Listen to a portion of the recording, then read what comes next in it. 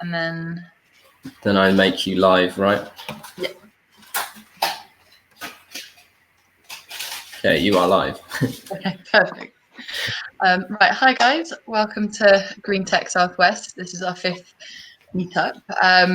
Today is going to be a really, really exciting one. We've got Asim Hussain from who is the Green Cloud Advocacy Lead at Microsoft. So some of you who've been here before will obviously know the drill, know that this is a little bit of a filler section with hopefully a bit of a welcoming feel to it. But yeah, we'll get started at around 12:30. Well, no, we'll get started on 12:30. But we'll just give people a bit of time to get here, get settled in, get acquainted with the application. Yeah, also, so just to give you a bit of an idea of the structure, Hannah will run through this with you in a bit more detail, but usually what we do is just a bit of an intro. We'll introduce ourselves to show you, to tell you a bit about us, about how we came up with decided to run Green Tech Southwest. And then we also do a sort of 60-second intro or 60-second pitch, which is essentially where we'll invite one of you on screen or whoever wants to on screen. And if you've got something you'd like to share with the meetup, with the community, that's your chance to do so. We've had a lot of people swap email addresses when they've been called to help for projects and that sort of thing. Or if you think there is something which you think that the community would benefit from, like another event or a cool piece of technology that you come across, this will be your opportunity to do so. So just in case no one would be aware of that, I just thought I'd let people know, because if like me, you do get a bit of stage fright, then you kind of want to be a bit prepared. So that'll be your opportunity there. But yeah, we've got about 77 people signed up or attending on the meetup. So it's going to be quite an exciting one for us, I think. Yeah, definitely getting the stage fright feeling. But yeah, so my name's Ellen. I'll do like a proper introduction to myself. But if you want to, we've got a comment section on the side. If you want to just sort of pop your name in, a bit about who you are, what you do, what brings you here. So we've already got Duncan. Hi, Duncan. We've got Zach, Varna, Duncan again. Oh, sorry, no, I'm just reading it down. Yeah, I think some of you will know each other as well. Oh wow, we've got people coming in from Sydney. That's amazing. If people were there in our last meetup, they'll know that we had people coming in from Brazil as well. So, and our speaker was actually in Lisbon. So Green Tech has gone international during the pandemic. When you can't travel, at least we're coming in from everywhere. Hello, Ross. Afternoon. So yes, what we'll do as well is throughout the meetup, there is a poll section which will come up. You'll see them pop up. We just ask a few questions. And answer. Yeah, just if you can keep aware to that. It'd be really interesting to see what people think and what people's answers are. And then what I do is I collate all the answers and everything and share them in the meetup group afterwards as well. Also, there's an ask a question section. If you have any questions for Asim throughout his talk, it's really useful if you pop it in there, just so that we, there's a chat function. We love to see everyone interact and, reacting to the talk or sort of saying hello to each other and that sort of thing. But it's good if you have a specific question for Asim, we'll have a Q&A section at the end, and it's just useful to have it there. And also we're able to sort of keep the questions and publish the answers afterwards if people are interested. So that is something that keep an eye out as well. Also, if you have any problems or any questions, feel free to just send feel free to put anything in the chat box. I'll be monitoring that throughout the event as well. If I don't know if someone can't hear anything or anything, we'll try and jump on that quite quickly. But yeah, obviously it being a technical platform, we have experienced technical difficulties in the past, so I think we're ready for it now.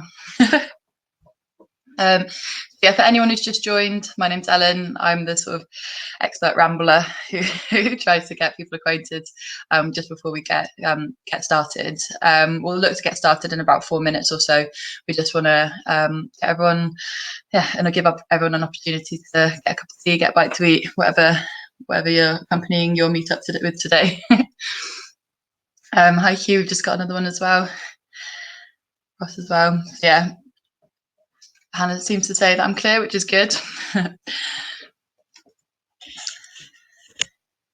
Yeah, so if there's any newcomers, welcome. You are in the right place, and if not, hopefully I've scintillated you enough to stick around. But yeah, like I said, it's a really exciting event for us. So the highest ever attendees, so pretty excited about this one. I think it's going to be really good and really interactive, which has always been one of my favourite things about doing these sort of online meetups.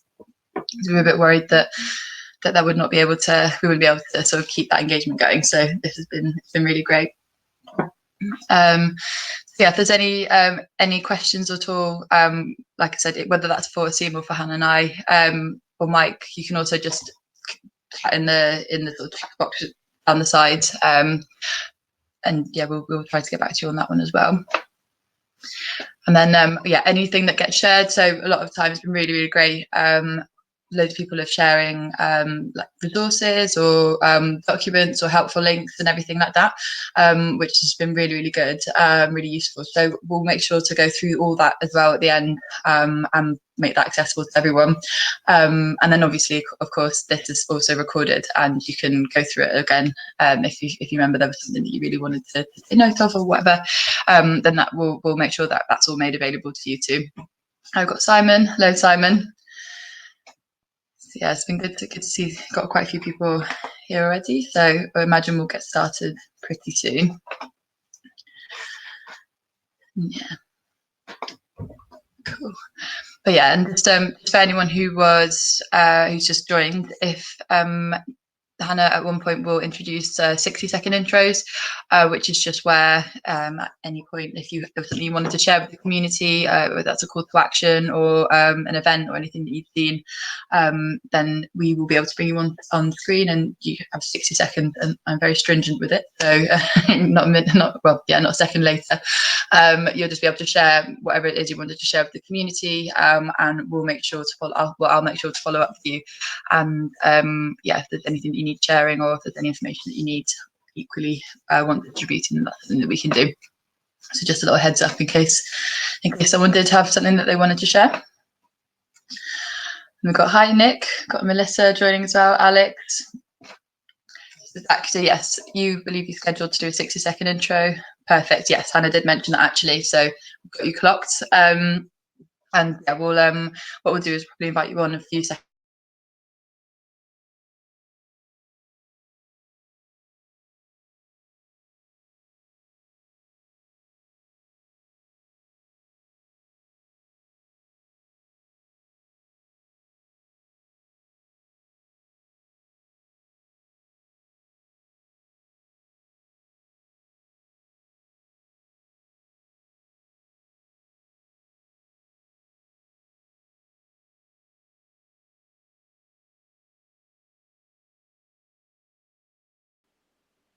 Okay, well, looks like we had a little bit of tech problems there. So you've got me, I'm Hannah, filling in for a few minutes whilst hopefully Ellen's internet comes back.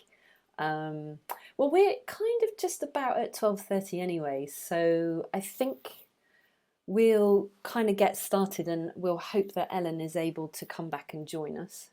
So if you see me looking over to my left here, all I'm doing is I'm using the admin account to sort of press various buttons and things. Okay, cool. Well, folks, we're going to get started then. It's exactly 12:30 and we like to be bang on time. So bear with me. I will just bring up some slides and we will give you a formal welcome. Cool. So, hi everybody, welcome to Green Tech Southwest. We know that many of you are tuning in from all different places in the world. So if you're not in the southwest of England, you're very welcome to join us and we're absolutely delighted to have you here today. So we're gonna just crack straight into things because we all really want to hear Asim's talk too, and you don't really want to hear too much from us. So just get by way of a really super quick intro. So first up, just thank you so much for being a part of our community today.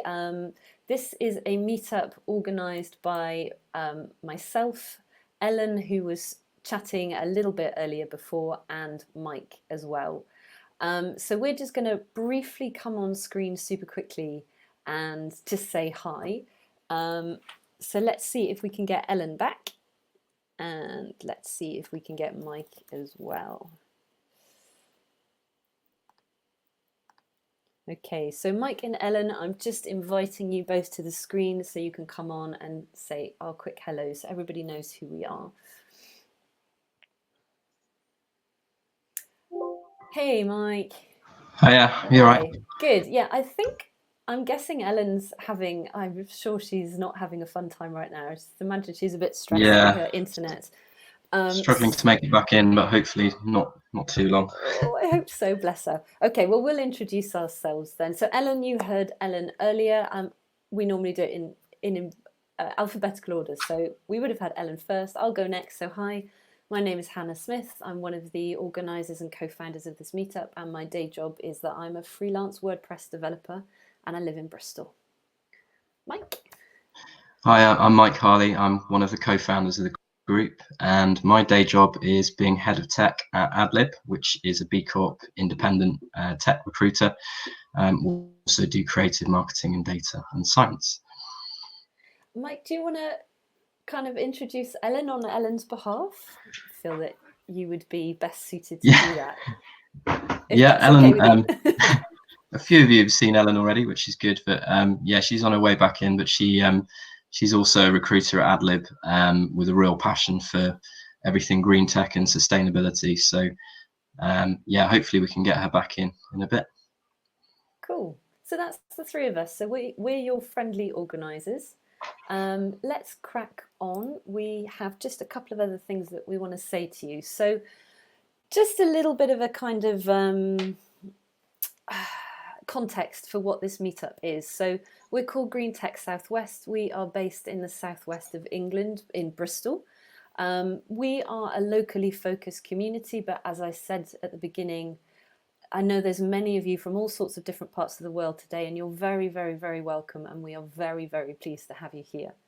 Our aim is to create a space to share insight and generate discussion about how tech relates to the environment. So we're interested in both the good and the bad of how tech can relate to the environment, and we like to cover all of it. We are a local community, and inclusivity and openness is a real core value for all of us.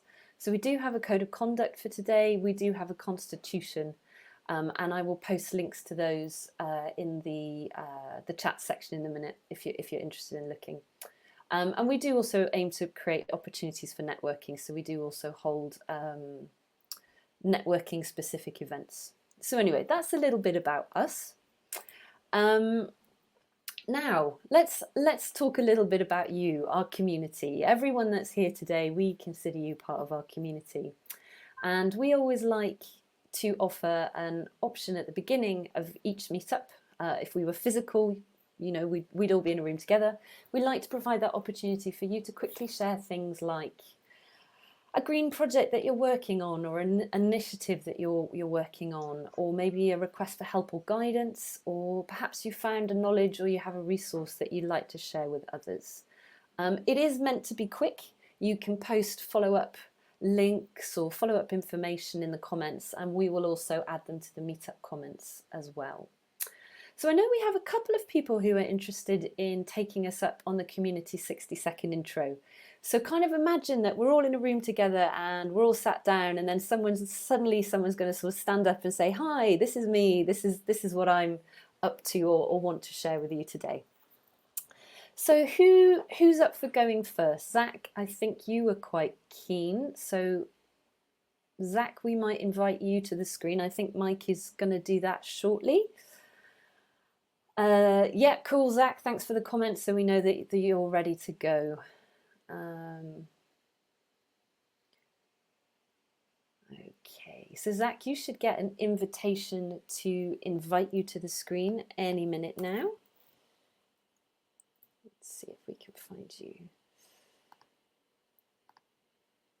Okay, cool. So Zach, you should have a little prompt on your screen inviting you. So if you click that, hopefully we can get you up here.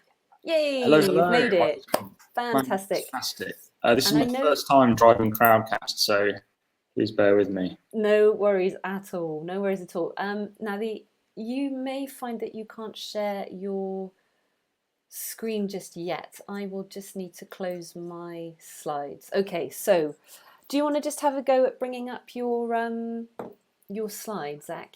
Just so we know, because we don't want to take your 60 like take your time out of your Of course 60 not. seconds Of for course not. technical issues. Okay, this should show something. Perfect. Yes. Okay, this is my Right, time. so Let me know when my please- time starts. We're not literally going to time you to 60 seconds. 1 minute and 1 second will cut you off. No, not quite. But yeah, just keep it brief. Can anyone else actually see Zach's slides? It's very small. Zach, you're big. I'm just wondering if we can amend that. There we go. Sweet. Zach, over to you. Please take it away. Fantastic. Thanks, Hannah. Thanks, everyone. I'm Zach. I work with the Livable Neighbourhoods for Bristol campaign. What are livable neighbourhoods? They are carefully placed traffic filters in residential streets aimed at preventing through traffic and rat running cars, making streets safer for people to walk, cycle and play in our neighbourhoods. Essentially, walking and cycling becomes the most convenient way of getting around for local trips. So what do livable neighbourhoods look like then? Here's our vision for North Street and Cotton Hill. Just two areas of Bristol that we've looked at. I think you'll agree they look like pretty fun places to go, but the economic case is also quite compelling. I mean, look at all of those people milling around our local high streets and spending lots of money. And if this is the Bristol that you want to see in the future, I'd implore you to jump onto our website at livablebristol.org.uk, find your local Facebook group. There's one for every neighbourhood in Bristol. And please do sign our petition for livable neighbourhoods across Bristol before the mayoral election of 2024. That's it. Thank you for listening. I'll be around for the rest of the talk. Really excited to hear the main event, and I'll be happy to answer any questions at the end if anyone's interested. Or please do reach out via the website. Legendary. Zach, you just showed us all exactly how to do a 60-second community intro. That was perfect. Thank you so much. No. Okay, so I know we had someone else interested in doing a 60-second intro. So Daniel, Daniel, I think I'm gonna say your surname totally wrong, so I really forgive me, but I think it's Daniel Sheen or Shine. I'm not quite sure. You can correct me. If you're here, Daniel, perfect. All right, you're there. So I'm just gonna invite you. If anyone else wants to do a 60-second intro, please just pop in the comments. We're really happy to invite you on screen and give you your moments. So Daniel, I'm just going to find you. Cool. I think Mike has already invited you. So Dan, hopefully you're getting an invite onto your screen now. You should have a little notification pop up. There Does he it is. work? Yes. It does work. Hello. Fantastic. Welcome. Thank you for joining us today. Thank you very much for the opportunity to quickly address everybody here. Pleasure. Dan, my name just is, before you get started, do you Yeah. need to share your screen or do anything like that? Or most people just talk, so it's entirely up to you. yeah, no, I'm happy to just talk. I didn't prepare any No, slides. that's fine. Right, I'm going to disappear off the screen, so over to you. Okay.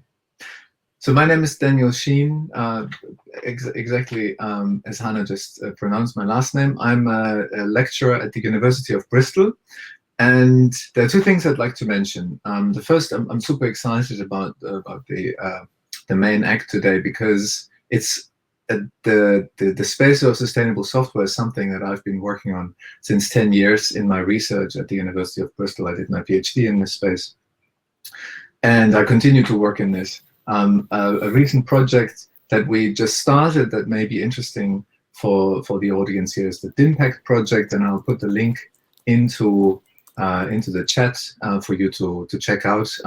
In a nutshell, it's the construction of a tool that enables service providers, media companies, to assess the energy and carbon emissions from providing those services end to end.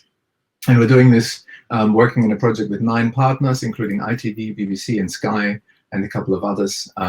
So we've got a lot of traction, and it's really exciting. But the main thing I'd also like to plug is my teaching that I do at the University of Bristol. I teach software engineering and cloud computing and AI, and the software engineering is carried out in projects where our students build applications for individuals and organizations, and the students get an enormous insight into what it is like to build software. They're quasi acting as consultants, and the students, the feedback we get is amazing because they work with real people and real organizations. It's great for their CV, and also the technical organizations we work with, they get to meet our students. And for we work with small charities. We had the Bristol Food Surplus Project, for example, working with us, and many others, and the Environmental Agency. And they come into the project because they are interested in the output of what the students produce. So there's something for many different reasons. There's a reason that there's motivation to join. I just want to plug that. I'll put the link into the website that describes it in more detail into the chat as well. The project starts in October and they run until May. It's completely free for everyone to participate. You get access to the source code and the IP. And in return, you need to meet with the students twice a month and discuss their progress, just as you would with any software consultant. So these are the two things. And thank you very much for your attention. And I look forward to the call, to the presentation. Dan, amazing. What a great opportunity. I really hope that there'll be some folks here that would take that up. Okay, cool. So Asim, you've appeared. Hi. Hi. We've got one more community shout out from Nick, and then we will pass the stage over to you. So if you could bear with us for another couple of minutes, that would be fantastic. Cool. All right. So Nick, we're going to invite you to the stage now. Cool. Hopefully you have an invite on your screen at the moment. Come and join us.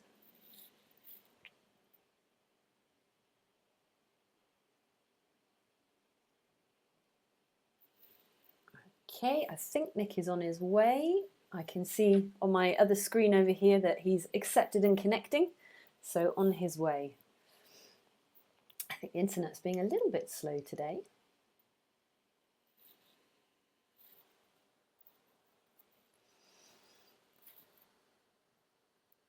Okay. Nick, we don't have you yet. I don't know if you're seeing, you must have seen the invite button already. There he is. All right, cool. You've always got to be patient with tech, haven't you? You can never rush it. Right. It timed out the first time. No worries. So you know the drill, right? 60 seconds. And then let me see if I can share. I'm just going to share a website here. Cool. Excellent.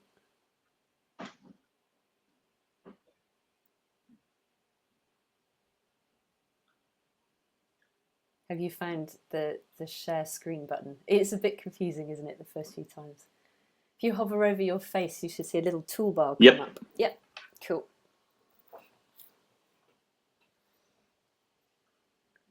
Great, can you guys see my screen? No, it's just dropped out. Oh, it's like technology, isn't it? They say never work with children and animals, and I think never work with technology is the other one. Okay, so we've lost Nick. I think in that case, what we're going to do, Nick, is we'll invite you on again at the end, if that's all right with you. There's obviously something not quite right with the internet, and I'm keen that we sort of stick to time and we get Asim on. So Nick, can we postpone you until the end, and we'll get you back on then? Hope that's all right. Okay, cool. So that was a more or less successful community 60-second intro. So Nick will come on at the end. If there's anyone else that wants to come on at the end, we can invite you up. So Mike, without further ado, I will let you introduce Asim and leave you two to run the main event. Thanks very much, Hannah. Cool. Let me just find Asim a second. Can we invite Asim to the stage? He's on his way. Okay.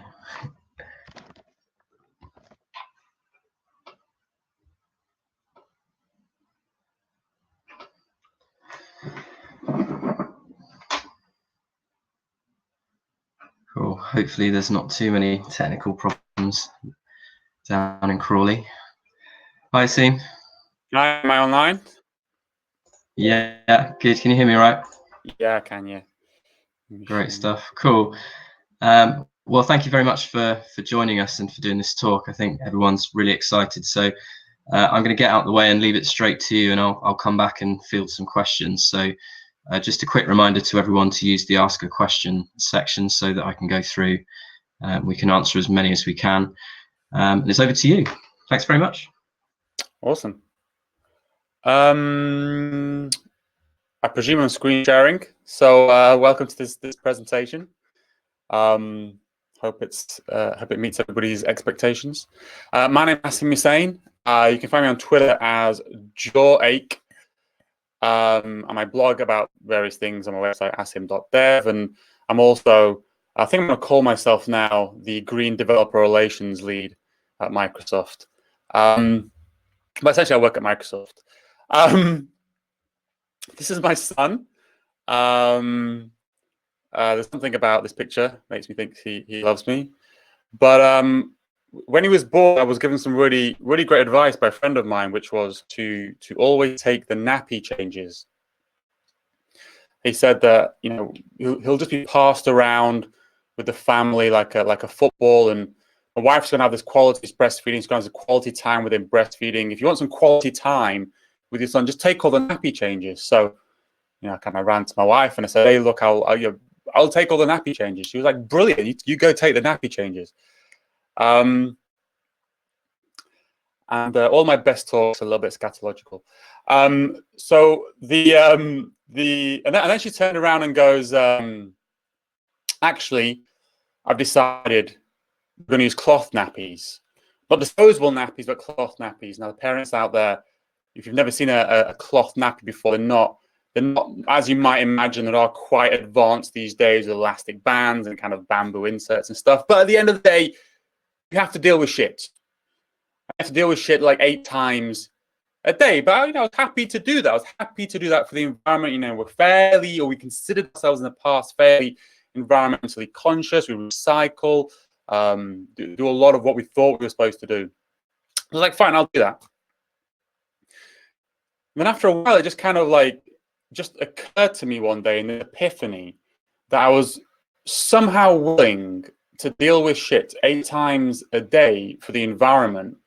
But I had never, even once, in any technical meeting, in any Scrum meeting, in any architectural discussion at all in my entire career, ever asked the question, well, what's the greener option?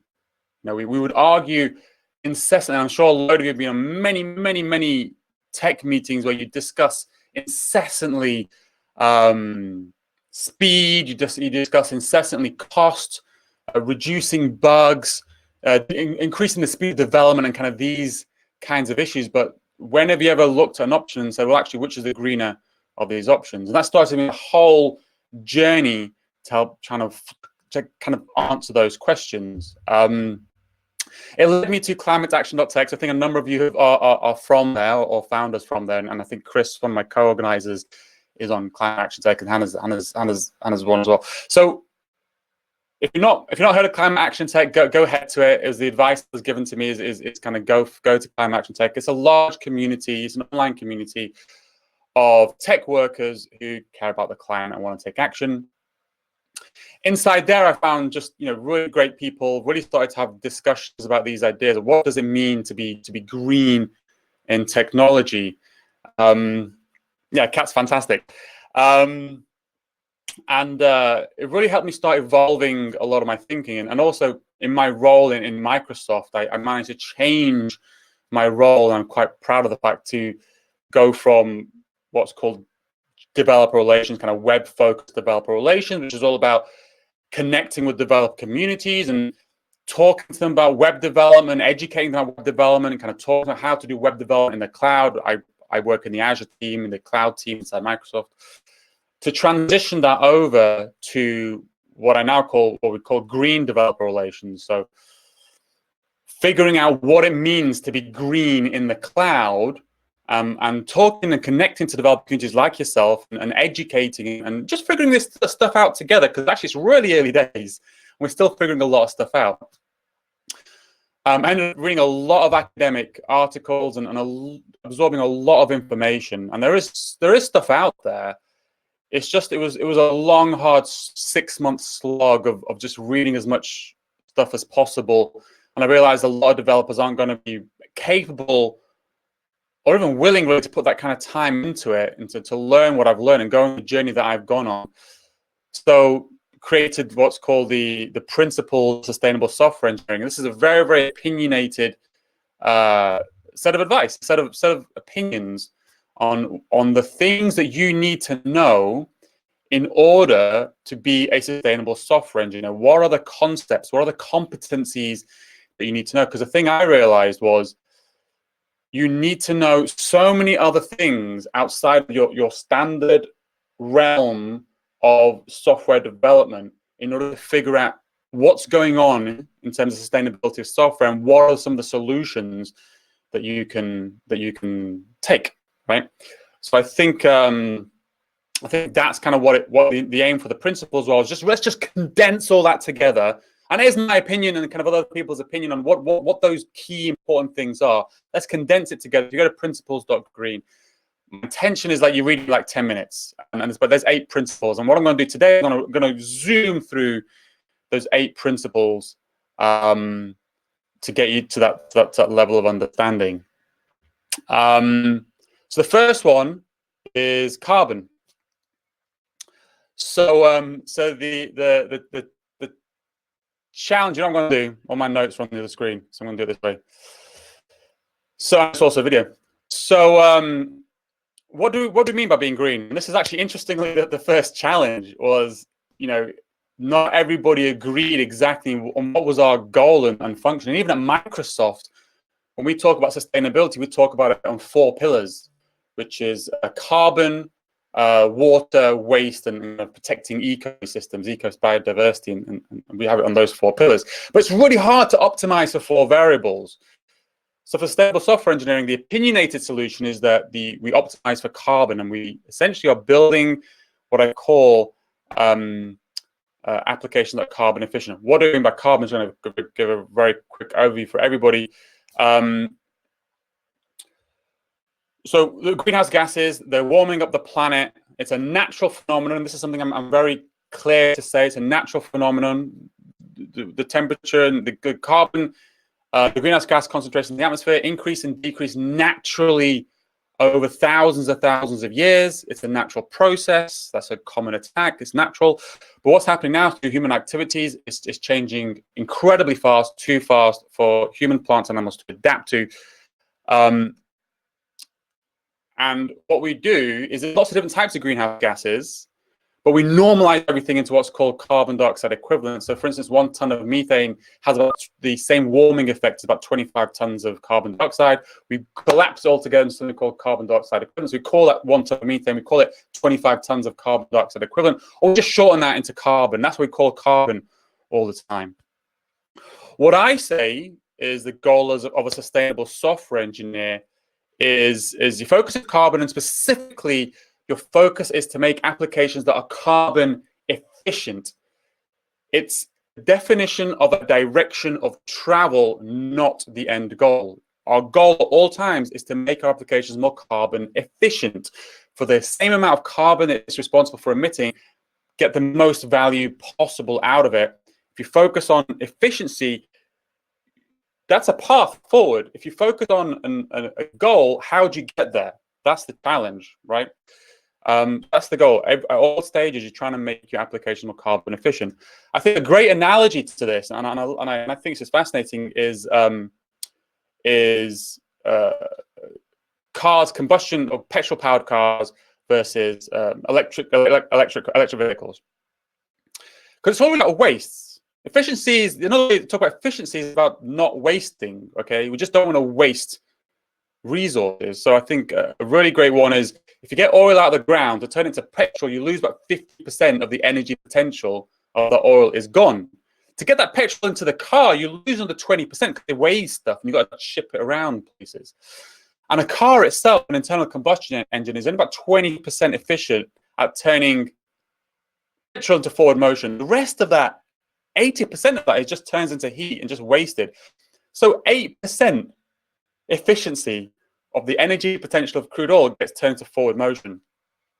If you look at EVs, electric vehicles, let's just assume solar. Solar, we always assume it's 100% conversion to electricity because it's essentially free. That sun would have hit the earth and just disappeared and just been absorbed. So whatever you get from the sun, we consider it 100%. Getting that electricity to your car is really efficient. It's about 2%. And it's very conservative estimates will say 2% loss to your car. And I forgot the actual, I think it's about 60%. Oh, that number might be a bit wrong. 60% gets turned into forward motion. So that's about green. In a way to think about green is just about being efficient with a natural resource, being efficient with it all the way through the chain. And that's why kind of the first principle is just build applications that are carbon efficient. For the same amount of carbon, do more. Because we're always going to be emitting carbon. We're always going to be emitting carbon. For the same amount of carbon, we need to do a lot more. That leads to the second principle, which is electricity. Now, in my journey into this whole space, it was really surprising to me to find out that electricity is actually really dirty. I don't think it was dirty. When you plug something into a wall socket, your hands don't get dirty. Your laptops don't have exhaust pipes. You just don't. I just never conceptually thought of electricity as dirty. In fact, I used to think of electricity as very clean. But in fact, electricity is one of the dirtiest things on the planet. That's because most electricity is still created through the burning of fossil fuels, mostly coal, actually. Mostly actually the dirtiest coal. So this thing that you think is clean is in fact very, very dirty. And because it has that connection from electricity to carbon, electricity is a proxy for carbon. So if we're building applications that are supposed to be carbon efficient, we need to build applications that are energy efficient. I didn't really even know what a kilowatt hour was. Like, what is a measure of electricity? What are all these numbers people are throwing around? What does it mean? So the measure of electricity is a kilowatt hour. So a kilowatt or a watt is a flow of electricity. A joule is a volume of electricity. A watt is 1 joule a second. And so a kilowatt is 1,000 joules a second. And a kilowatt hour is what if you left that on for an hour? What is the volume of electricity you'd get in the end? So kilowatt hours in this kind of term, this is what we use to describe an amount, a volume of electricity. So electricity is like a huge part of the problem. As I said, like it's one of the main producers of carbon emissions in the entire world, and most is created through the burning of fossil fuels. So it seems to be this incredible, horrible problem.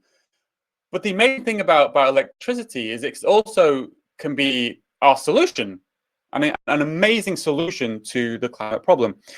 I think I wrote some really great statistics I love to share is that the total world consumption of energy, this is energy, this includes all energies, such as,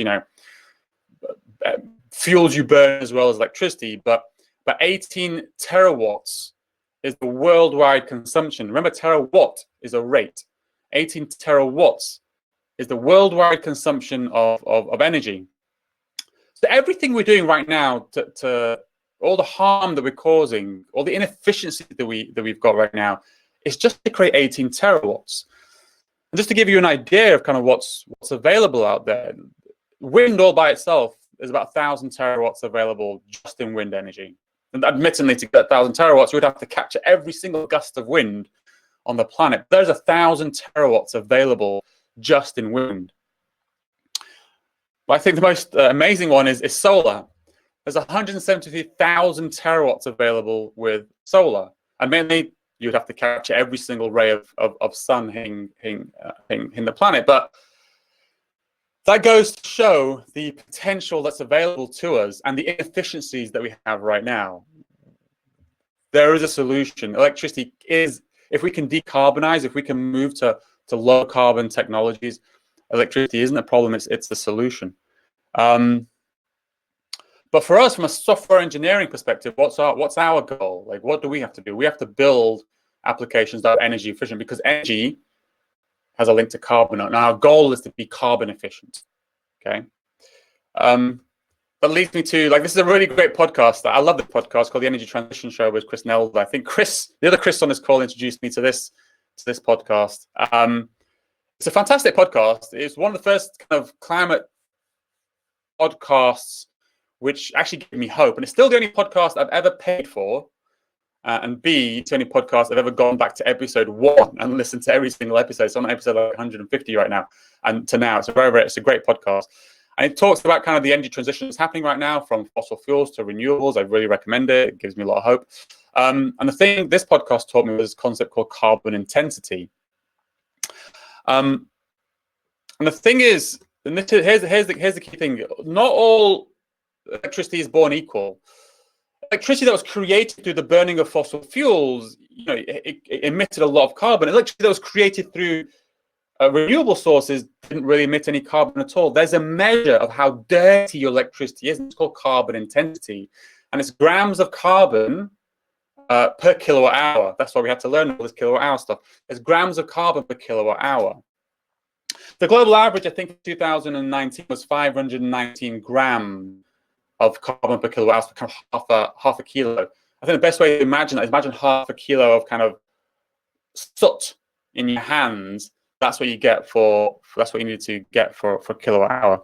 There's a bunch of different places you can get kind of carbon intensity data from. This is a great source. There's also a couple of others. This is a great source called Electricity Map from a company called Tara. They're based in France. I'm showing this because they've actually got a good UI. So you go to Electricity Map and you can hover over it, and this is recorded quite a while ago, but it'll tell you at that moment in time what the carbon intensity was in different places. So I think India's probably going to be quite bad, but Australia's awful. Australia's pretty bad as well, and certain parts of America are really, really bad. And so there's this service as well. I don't know if I mentioned, in case I don't mention it later on, there's other services also. So there's a company called What Time, which is a non-profit in America. They have different regions that kind of cover different areas as well. And for the UK, there's also, hopefully I've got it in a slide later on, I think it's called carbonintensity.org.uk.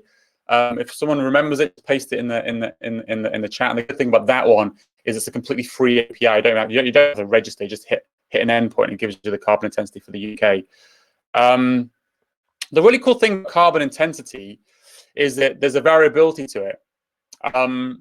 So let's say right now it's 120 grams per kilowatt hour, and that's because there's a lot of wind blowing and there's some sunshine. So to meet the current demand in the markets, the utilities go, well, we don't have to burn that much coal and that much gas, so that's what it is. But the wind and the sun, they vary, right? So the wind stops blowing, the sun stops shining, the demand's still there. So what the utilities have to do, they have to burn more coal, they have to burn more gas, or oil in some places, whatever. So the carbon intensity changes over time, okay? Oh, I do mention it. So there's carbon intensity called org.uk, What Time, Electricity Map. There's 3 great sources. And so because carbon intensity changes over time, and I forgot to mention, they also, as you can see in the map, it changes by region. You can then think, like, do you have to run your computation at that time or in that place? That's why kind of the third principle is consume electricity with lowest carbon intensity. You can shift your workloads in time and space, right? In space, if you're capable of moving your work, not a lot of people are, but if you are capable of moving your workload from perhaps Australia at a bad time to France is always really good. That's because France has a lot of nuclear, which is low carbon.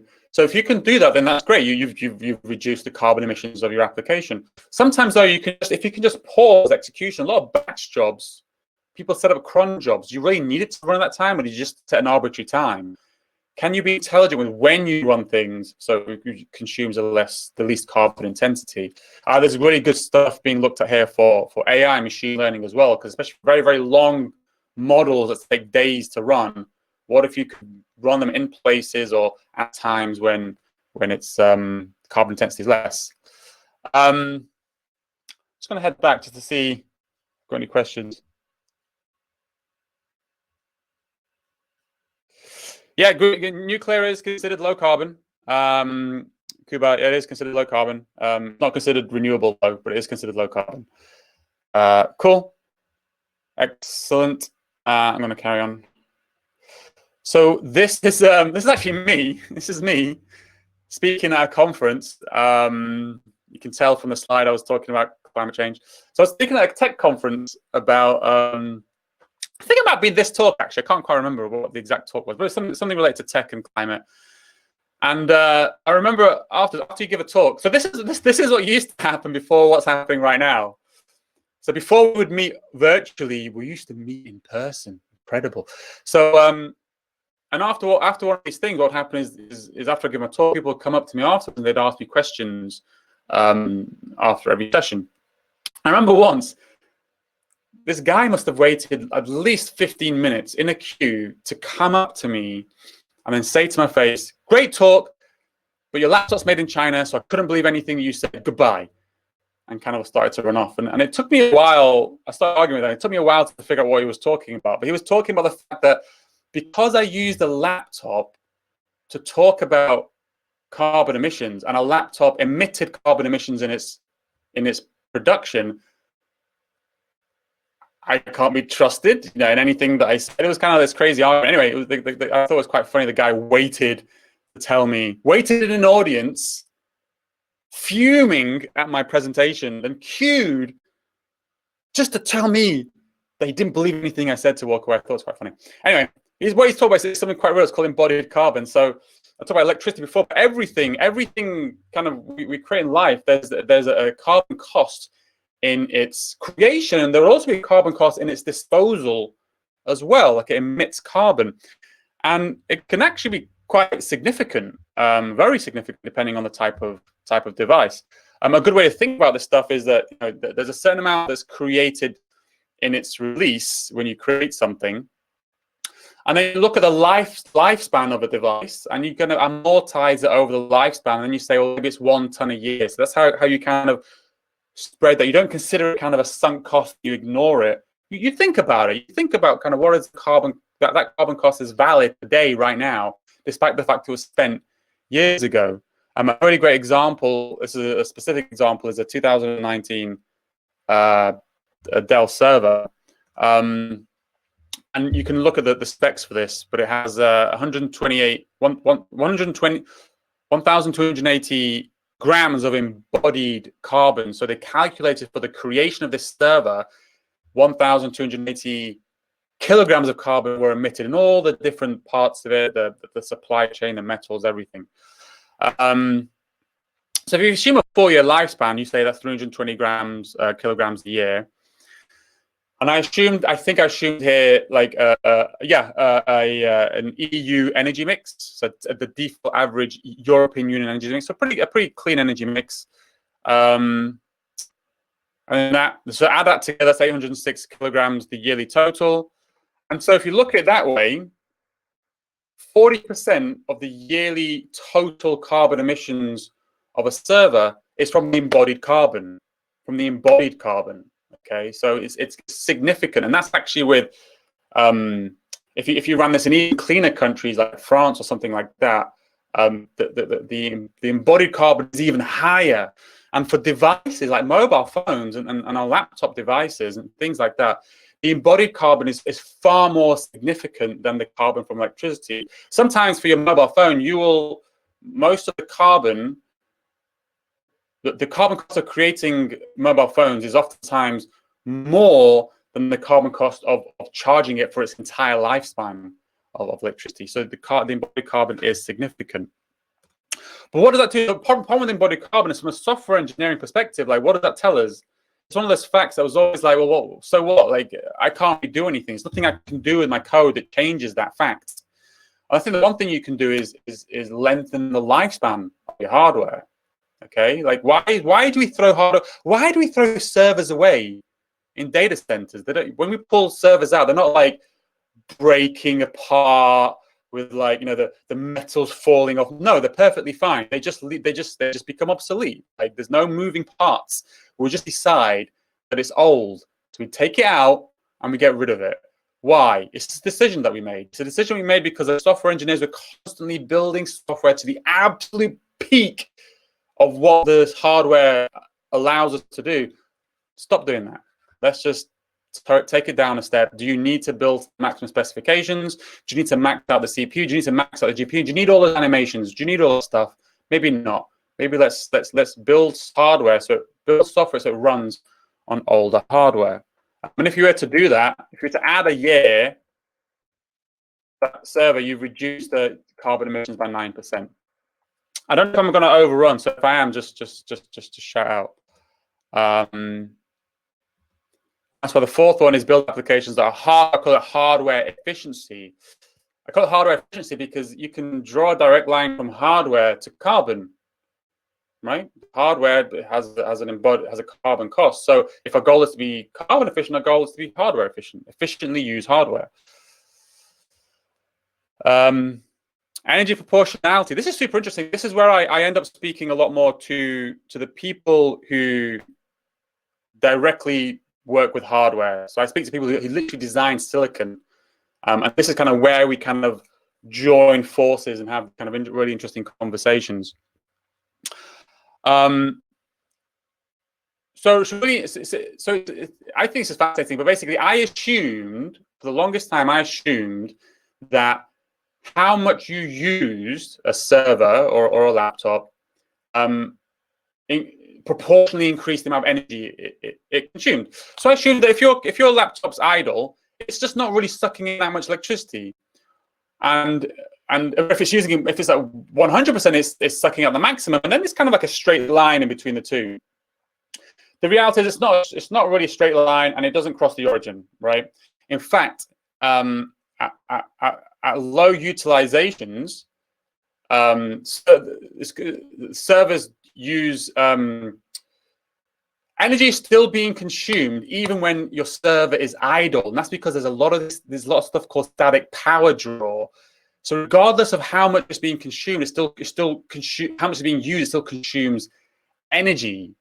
For instance, outside of a CPU, your memory consumes the same amount of energy, whether it's being used full or whether it's empty. Your hard drive it doesn't matter how full it is, it's still consuming electricity. Your network card doesn't matter if it's receiving data or it isn't, it's still consuming the same electricity. For a CPU, per core of a CPU, there's a static amount which doesn't change. If the core's idle or full, it doesn't change. And then as you increase and decrease load, that's when you consume more electricity. And because of that, using a server more, the more you use it, the more efficient it becomes. That's basically what it boils down to. The more you use hardware, the more efficient it becomes at turning electricity into useful functions, into useful operations. And that's why if you've got two servers and they're both running at half utilization, they may, and this is just some random numbers, they may be consuming 360 watts. But if you just ran those two things on one server, it would consume 200 watts, okay? So the second principle of electricity was like you yourselves have to learn how to build energy efficient applications from a software perspective.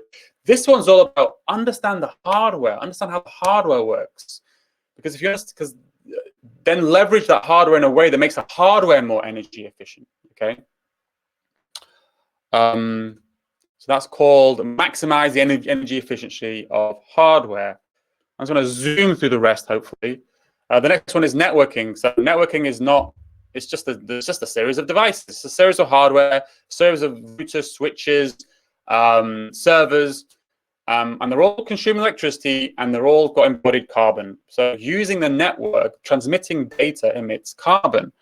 And so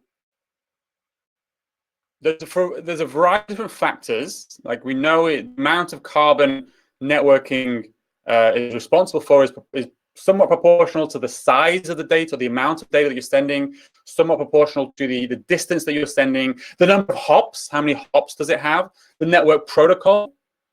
There's a variety of different factors involved here. But I think the two most important ones, the most significant ones, is the amount of data and the distance it has to travel.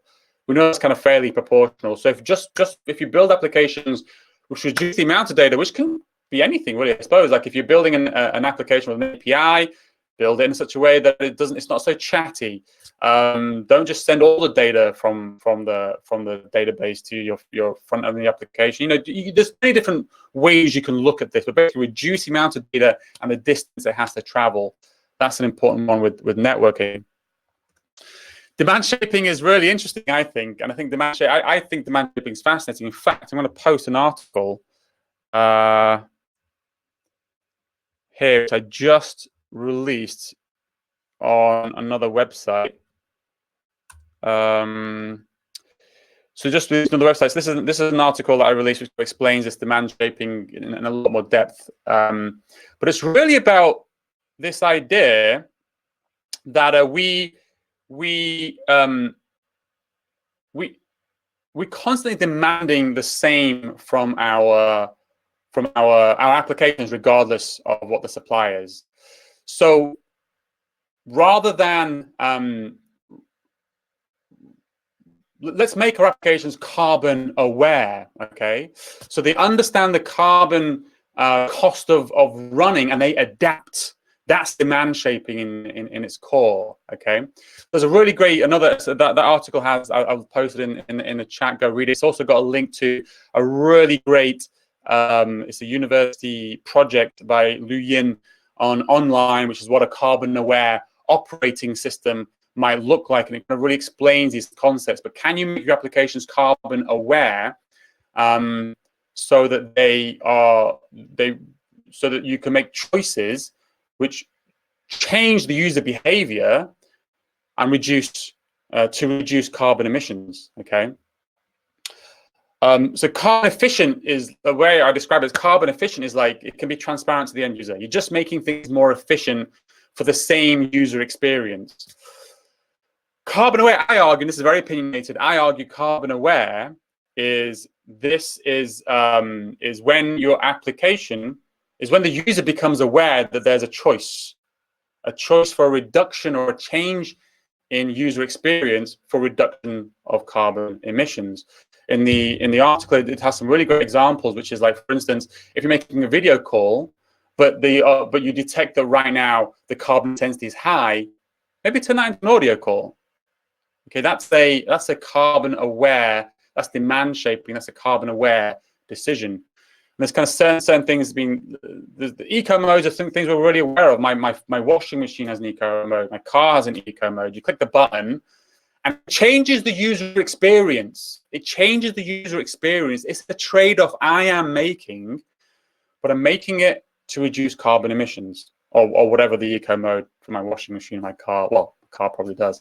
But that's kind of what we're talking about when we talk about demand shaping. And I think demand shaping is really interesting because that kind of brings in user experience design into this whole topic of conversation as well. It's not just like engineers writing code. There's a design aspect to this as well.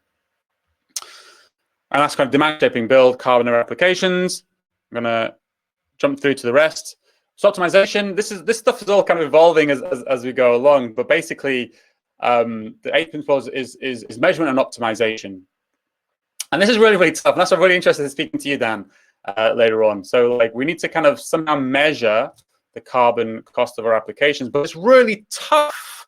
It's really tough right now in a cross-domain way. There's certain tools all over the place, but they're not cross-domain, a cross-domain way of measuring the carbon cost and an end-to-end way of measuring the carbon cost of the application. You might just be able to measure the website, but can you measure the server side? Can you measure the database calls? Can you get all that end to end? And it's really, really hard and tough.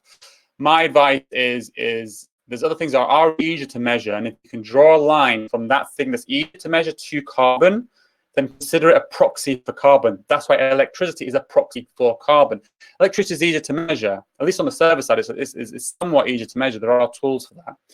Cost, at some level, hardware, electricity is factoring in the cost of most services. So building applications that cost less oftentimes means they are more carbon efficient.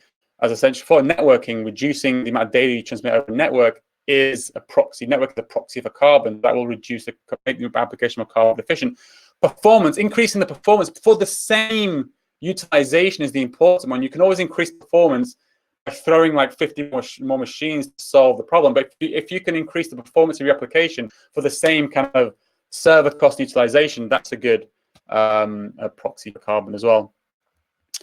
I'm focused on a step by step, right? Step by step. Don't go crazy. If you look at things, there are always I see the mistake people make, or I see the challenge people have that they look, well, that's the biggest carbon cost in this application. We can't deal with it. Let's give up. There's always things that you can do. There's always low-hanging fruit that you can do. You can try and hack off, which are very easy to do and kind of reduce carbon emissions. And my advice, and this is why these principles cover all the broad area, that the broader you look at this thing, the way I describe it is the more you look at. I used to think that full stack was front end to database. Now I think full stack is user experience design to how electricity is bought and sold on electricity grid. The more you widen your scope, the more these low-hanging fruit will just pop up. But you've got to widen the scope, and they'll appear. So that's it. Those are the principles. You can find on principles.green. We're kind of working now to kind of apply those principles, kind of really much more specific advice. A lot of stuff's going to happen now. I've got buying at Microsoft, so you're going to start seeing lots of, hopefully now, lots of material happening on the Microsoft Docs platform about sustainability. Is coming in the next couple of months. We just launched a blog. This is a Microsoft blog, but it's written by me and a couple of other people at Microsoft who are kind of really focusing on sustainable software engineering. You can find it at acca.msse/blog. There's only 3 posts right now. We're posting every week, so you should see some really interesting stuff coming over the next kind of months, and with some, I think, some really interesting research. There's people doing really interesting stuff at Microsoft, and they can talk about it. They just haven't kind of got to the stage of just getting out in the public, and I'm kind of trying to help them get that information out into the public. Final plug is our podcast called The Climate Fix. It's not related to sustainable software engineering. It's just generally about sustainable solutions at scale. So I speak to entrepreneurs, academics, non-profits, anybody with a climate solution, talk to them about the solution, the problem, the solution, how it scales, how they get them motivated, and yeah, that's it. I hopefully I'm not over. If there's any questions, I'm raring to go. Thanks, Asim. That was absolutely brilliant. Loads of really great tips there, and great to see loads of links flying around in the chat as well, which is brilliant. We have got some questions, so I'll jump straight in if that's okay. Yeah, go for it. So there are 7 here. So got the first one from Tom Price, who says, "Are you concerned about Jevons paradox, that increasing efficiency historically leads to increased demand and increased overall energy usage? How do we organize to counter this?" No, I have to be honest with you. No, I'd say the best argument, the best counter, because the argument for that was that the historical argument about Jevons paradox was about light. It was about kind of the cost of lighting. As the cost of lighting became cheaper, we just lit more and more things, and now entire cities are lit. I think, but you reach an endpoint, I'd argue. I mean, I'm not lighting this room. There's a limit. Like, there's a limit of how much light I'm going to have in this room, and I've reached it.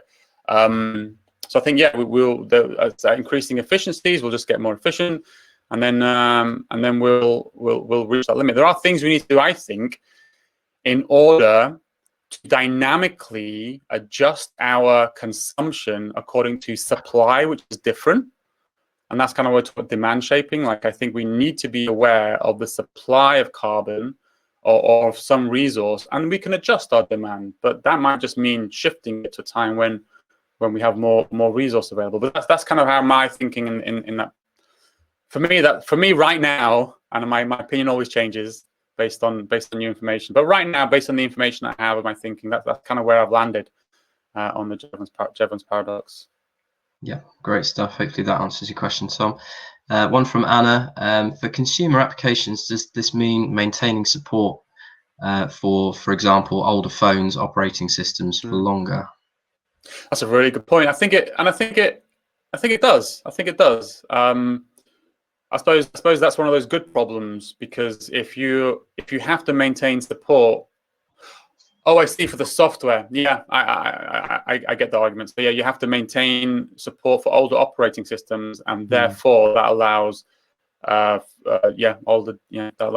allows people to support older devices. Because my mum had to essentially throw away her iPhone because just none of the applications that are available right now run on her iPhone, despite the fact is for her it was the perfectly decent phone. I think the final nail in her coffin was Skype. As soon as Skype stopped working on that version, then it was game over. We had to get a new version of we had to throw that, essentially get rid of it.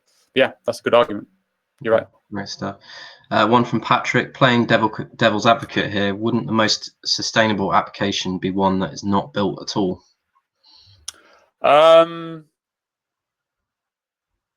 Well, perhaps, but I don't see how you would ever get to that point. It's kind of like people are building applications. How do we, like, if you're working in a company and your company has a product that you're creating, and you want to be a sustainable software engineer in that company, you can't propose to the leadership, I want to be a sustainable software engineer, let's cancel this application. Like, we have to provide people a path from here to where we want to be. And right now, I'd say that path is making things more carbon efficient. My dream is that we reach a point where there's every single company, every single product, when they're building, people now hire like DevOps people or like a tester. They hire these kind of these staff for like every single project. My dream is that eventually we get to the point where we always hire a sustainable software engineer for every project, right? And then what will happen then is that we'll then start be able to have those trickier conversations, like, do we need that feature, right? I think right now it's kind of hard to have that conversation. But if you're a sustainable software engineer, if there's an entire world of people who are sustainable software engineers, if there's sustainable software engineering conferences, if it's a perfectly normally accepted aspect of discussing of design, then maybe we can start having those conversations. But I don't think we're there yet. Yeah. Okay, great. One from Ian Brooks. How do you make decisions about what apps to develop? For example, could you make a very carbon efficient app for enabling oil extraction? You could make a very carbon efficient app for enabling oil extraction. I suppose that's. I don't think the principle. I think that's kind of. I think the argument there is. I think the roundabout thing there is should sustainable software engineering make a statement regarding the types of applications that are built using it? And my argument is no. Like, I don't think it should be political. If an oil extraction firm wanted to build an application and wanted to follow sustainable software engineering practices, they're more than welcome to. As soon as you start saying no there, then it's an extremely slippery slope. And yeah. And at the end of the day, I think we need to. Anyway, I don't want to get political. But yeah, that's it. Okay, great. One from Sam. Despite being shown the evidence, many still don't take climate change seriously. Do you have any tips for convincing others in an organization that a sustainable approach is worth pursuing? Okay, I have a whole other thing that I'll actually post a link to an article because I was interviewed about this a bit ago. I have a couple of bits of advice. Obviously, because I've been doing this at Microsoft, I've been kind of pushing and kind of driving sustainability and kind of having those discussions, creating my role, kind of a bunch of different things. Number one, I would argue right now our job is not to convince anybody of anything. There's enough people out there who care and who just need to know what they should do. who just need to be activated, need to be given something to do. I think we've not done a really great job of that. For the longest time, my only solution for doing something was going on a march. Like, what can I do as a software engineer? That's kind of the purpose of this, is to give people something to do. There's a really great report by Ogilvy, which is an advertising agency. It came out in 2010, which is a while ago. I think it's called Mainstream Green, and they kind of tried to break down what is the percentage of people who identify as green, and they kind of saw it as a gradation. So super green was 16%, and at the bottom end of the spectrum were climate deniers, and they were like 18%. That was in 2010. So I think, given the way the world's changed, we can only imagine that's become more polarized. There's more climate deniers and more super greens. I argue inside Microsoft and outside that I'm speaking to the maybe 20% now of engineers who are super greens, who care and who want to do something about it. My navigations through Microsoft feel that number's about right. Like, if I'm hitting somebody, there's usually somebody who's a super green. Maybe there's somebody who's a climate denier who's not saying it, but they are. Ignore them. Your job isn't to convince them. You're going to spend ages trying to convince somebody of something, and you're not. Like, it's like trying to. How are you going to? Climate deniers are climate denier for many, many different reasons. You're not going to convince them in a 10-minute debate, in a 1-hour debate, in a 1-year debate. Just ignore them. We don't need them. They're a waste of energy. Focus your time on the super greens. If you do hit, and this is my next piece of advice, if you're going up your chain and you do hit somebody who doesn't particularly care about green, next piece of advice is there's always a bigger fish. And this has been incredibly useful to me. If you hit somebody, they're not a super green, go to the boss and keep going up. And then don't be afraid to go up as high as you can. You'll always find somebody. And then the one thing about climate deniers, and I give a whole talk on this, is they do what they're told. So they believe in authority, and so if their boss tells them to do something, they do it. So there's always a bigger fish. That's kind of my advice there. I can give a whole talk on that, actually. Yeah. Great stuff. Yeah, fantastic.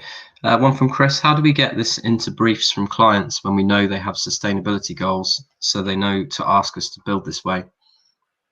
Oh, how do we get clients to put it in their briefs? That's a really good question. I actually don't know. I think it probably starts from you, perhaps, that when you make your response to the client, kind of maybe put a sustainability section inside there to talk about kind of how you're going to build it sustainably. There are kind of various initiatives, nothing from a kind of a client brief perspective. The thing that comes to mind right now is the Leaders for Climate Action community, so lfca.earth. And they're more from a startup kind of larger tech firm perspective, but they have interesting things like they have something called like a VC sustainability clause. So if you take part of it and you're a startup funded by a VC, you have to have a clause in the agreement that you are going to focus on sustainability and do different things. So there are things kind of that level, but yeah, I don't know about client briefs. Great stuff. I think what we'll do right now, we've got a couple more questions to ask you just in a bit. I think we're going to bring Hannah back on just to sort of tell us about some events that are coming up. So hopefully she's on her way, and I will duck out. And then for anyone who would like to hang around after we finish, we can put those final questions to Asim. So I'll be back in a sec. Cool. I think, can you hear me? I assume you can. Yeah, cool. Okay. Asim, that was an awesome talk. I loved listening to that, and I think your website is a really brilliant resource too. We're sorry to interrupt you because we do have a few more questions, as Mike said, but we're so conscious because it's a lunchtime slot that a lot of people have to get back to work or back to other things, and we like to bookend the event properly and give everyone a sort of outro and an opportunity to duck out to the rest of their day. So we'll come back to questions in a minute because I know there's a few there that I'm quite keen to hear your answers on too, I have to be honest. Okay, cool. So I am just going to share my screen and very briefly just outro. Okay, cool. So Asim, we still haven't figured out the best way to do this because it's online, but I would be so great to give you a round of applause. Asim, like obviously if we were in a room, like you'd see all our faces and we'd all be like clapping. Well, so Can I make one suggestion? One thing we do at work is I think it came from Asia, maybe even Japan, but it's if you press 8 in the chat, it's like a clap apparently. Okay. So now in our meetings we just do 8 Awesome. when somebody says something. Well, there's lots of 8s coming through and claps. go. We have emojis too, so check us out. Oh, yeah. So that's nice. We can give you a bit of love and appreciation for your talk there. Great. Yes. Thanks, everyone. Okay, so I'm just going to bookend and wrap us up. So we had Asim giving his talk. We think of ourselves as a community, and we like the conversations to go on outside of these meetups, and we like to signpost to people to other interesting events that are coming up. So I've collected a few together that I think some of you might be interested in. We are supported by a Bristol-based organisation called the Future Economy Network. A lot of their events are online at the moment.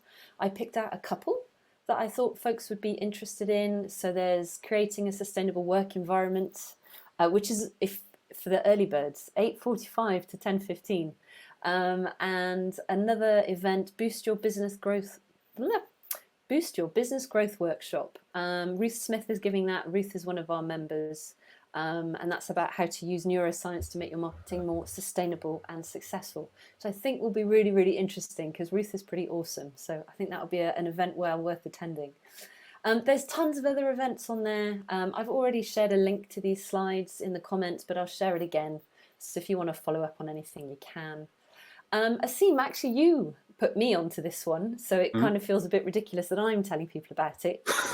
You probably know more about it than I do. Do you want to? No. Well, no, okay.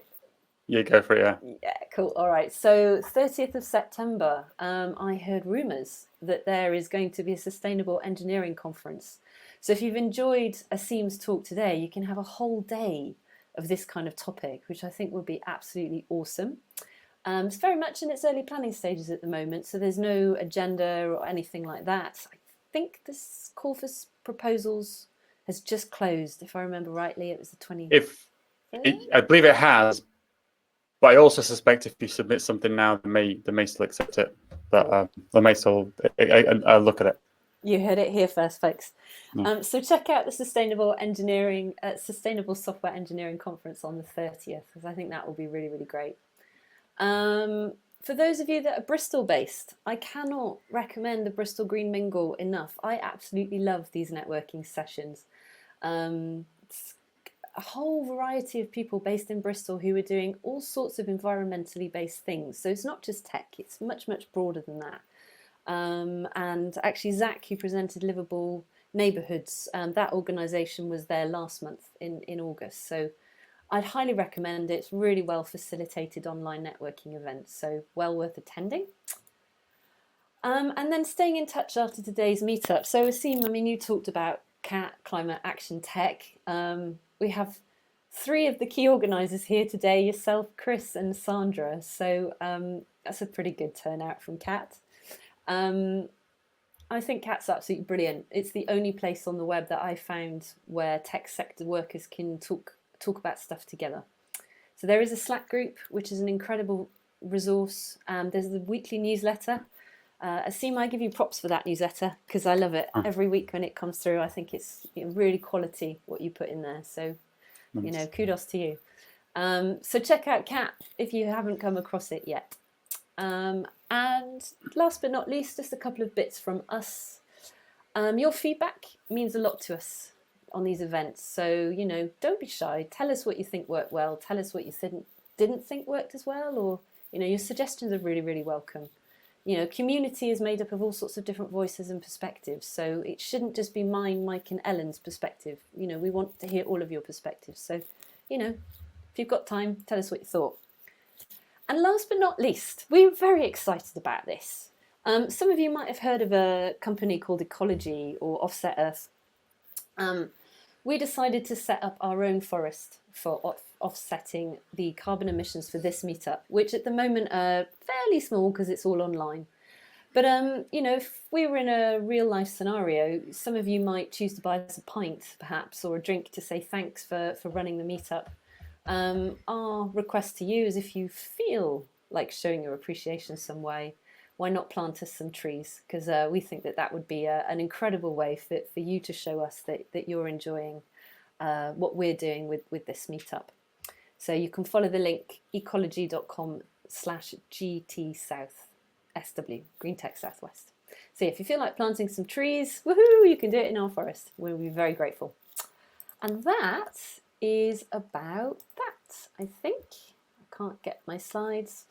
Oh, so our next event is going to be on September the 29th, 12:30 to 1:30. We're going with the lunchtime slots because we think that those work quite well, especially for people with children. We have Sarah Telehoon, who is a bit of a dude in the Bristol scene. I am very excited that she's going to be speaking, and she is going to be sharing her considerable knowledge about an evidence-based approach to tackling the climate crisis fairly in cities.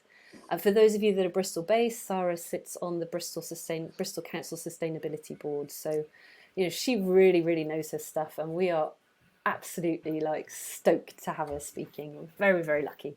So hopefully we'll see you at that. And that is it from us. So thank you for being part of our community today. Just turning up is like a big deal for us. It means a lot. So thank you all for turning up and being with us today. So Mike, we're going to invite you back on. And May I finish off? May I also give my apologies, because I'm afraid I have to leave. Yeah, Yeah, I have to leave. But yeah, if anybody wants to ping me, you can find me on Cat. How about this? If you want to ping me, you can find me on Cat. Yes. So the only way you can contact me is through Cat. So join Cat. How about that? Okay. That sounds awesome, and you're very easy to find, aren't you? Because you're at Asim. Yeah, on at Cat. Asim. So yeah. that's not hard. Cool. All right then. Well, thank Awesome. you so much for your time today, and we really appreciate it. I don't have to leave. Oh, yeah, I do. Okay, there we go. Okay, bye. Cool. Cheers, Asim. All right.